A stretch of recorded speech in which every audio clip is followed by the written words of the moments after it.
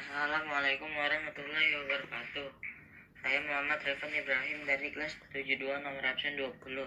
Saya akan menceritakan latar belakang berdirinya Daulah Umayyah.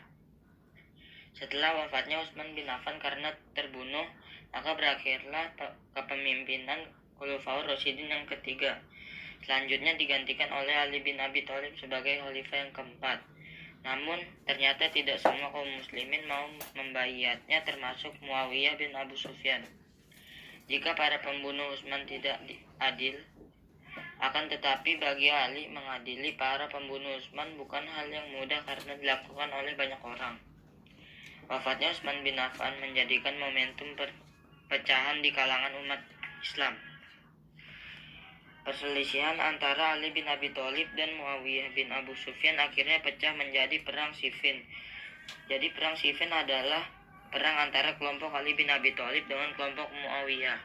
Di saat pasukan Ali bin Abi Thalib berada di ambang kemenangan dan pasukan Muawiyah bin Abu Sufyan di ambang kekalahan, maka Amr bin As yang merupakan pembantu utama Muawiyah memerintahkan kepada anggota pasukannya untuk memasang mushaf Al-Quran di ujung tombaknya ke atas, pertanda mengajak damai menurut kitabullah. Dan akhirnya Perang Siffin berakhir dengan perundingan yang disebut dengan perundingan Tahkim Daumatul Jandal. Pada bulan Ramadan 34 Hijriah, ketentuan Tahkim Daumatul Jandal sebagai berikut. 1. Perundingan diadakan di Daumatul Jandal. 2. Masing-masing pihak diwakili 100 utusan. 3. Dari pihak Ali dipimpin oleh Abu Musa al-Ash'ari dan pihak Muawiyah dipimpin oleh Amr bin As. Hasil perundingan Tahkim Daumatul Jandal. 1. Utsman telah mati teraniaya dan walinya berhak menuntut bela, dan Muawiyah orang yang paling berhak menuntut bela atas kematian Utsman. 2. Keduanya sepakat menurunkan Ali bin Abi Thalib dan Muawiyah dari jabatan masing-masing. Selanjutnya, tentang jabatan khalifah berikutnya diserahkan kepada kaum muslimin untuk mencari penggantinya. Dengan adanya peristiwa tahkim tersebut, di kelompok Ali bin Abi Thalib pecah menjadi dua kelompok, yakni satu kelompok Khawarij atau kelompok yang keluar dari Ali bin Abi Thalib, 2 kelompok Syiah atau kelompok mendukung Ali bin Abi Thalib. Kelompok Syiah mengangkat anaknya Ali bin Abi Thalib yang bernama Hasan bin Ali sebagai pengganti ayahnya untuk menjadi khalifah.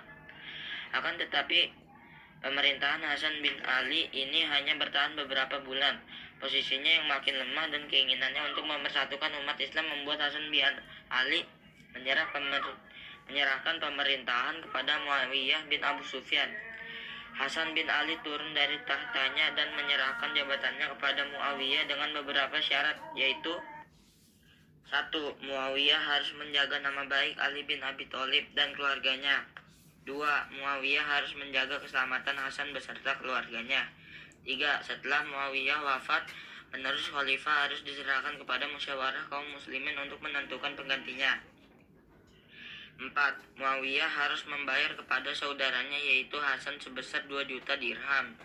Peristiwa penyerahan kekuasaan dari Hasan bin Ali kepada Muawiyah bin Abu Sufyan itu terkenal dengan sebutan Amul Jamaah atau Tahun Persatuan. Peristiwa tahkim terjadi di Kufah pada bulan Rabiul Awal tahun 661 Masehi atau 41 Hijriah. Sejak saat itu, secara resmi pemerintahan Islam dipegang oleh Muawiyah bin Abu Sufyan. Ia kemudian memindahkan pusat kekuasaan dari Madinah ke Damaskus. Jadi, Damaskus ditetapkannya sebagai ibu kota kerajaan yang baru dengan nama Daulah Umayyah. Keturunan Umayyah memegang kekuasaan Islam selama 90 tahun. Selama kurun waktu tersebut, pemerintahannya dipegang oleh 14 orang khalifah. Dan Muawiyah merupakan pendiri sekaligus khalifah pertama Daulah Umayyah. Di antara 14 orang khalifah Daulah Umayyah adalah sebagai berikut. 1. Muawiyah bin Abu Sufyan atau Muawiyah. 2. Yazid bin Muawiyah atau Yazid. 3. Muawiyah bin Yazid atau Muawiyah. 4. Marwan bin Hakam atau Marwan. 5. Abdul Malik bin Marwan. 6. Abdul Walid bin Abdul Malik. 7. Sulaiman bin Abdul Malik. 8. Umar bin Abdul Aziz. 9. Yazid bin Abdul Malik. 10. Hisham bin Abdul Malik.